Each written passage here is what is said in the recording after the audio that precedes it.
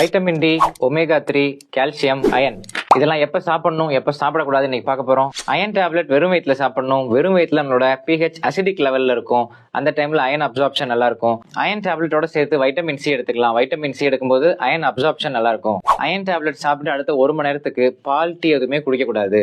டீல இருக்கக்கூடிய டேனின்ஸும் பால்ல இருக்கக்கூடிய கால்சியமும் அயன் அப்சார்ப்ஷனை இன்டர்ஃபியர் பண்ணும்.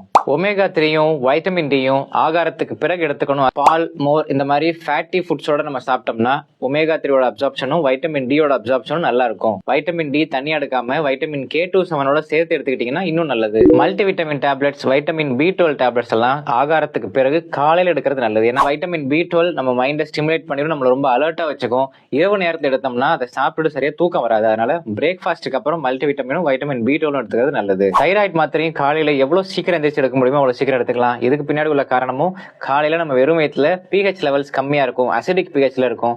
தைராய்டு மாத்திரை அசிடிக் பிஹெச்ல இருக்கும்போது நல்லா வேலை செய்யும். 1 மணி நேரத்துக்கு அப்புறம் தான் நம்ம பால், டீ எதுவா இருந்தாலும் குடிக்கணும். குழப்பாம சிம்பிளா சொல்லணும்னா அயன் டேப்லெட் வெறும் வயிற்றுல எடுத்துக்கங்க. Iron with vitamin C combination நல்லா இருக்கும். அயன் வித் கால்சியம் காம்பினேஷன் சேர்க்கவே கூடாது. ஒமேகா 3யும் வைட்டமின் டியும் ஃபேட் ஃபுட்ஸோட எடுத்துக்கங்க. ஒமேகா 3யும் வைட்டமின் டியும் வெறும் வயிற்றுல எடுக்காதீங்க. தைராய்டு மாத்திரையை வெறும் வயிற்றுல எடுத்துக்கங்க. இதே மாதிரி வேற சப்ளிமெண்ட்ஸோ வேற மருந்து மாத்திரைகளோ எந்த டைம்ல எடுத்துக்கணும் அப்படிங்கிற உங்களுக்கு சந்தேகம் இருந்துச்சுன்னா கமெண்ட்ஸ்ல கேளுங்க, நான் பார்த்துட்டு ரிப்ளை பண்றேன்.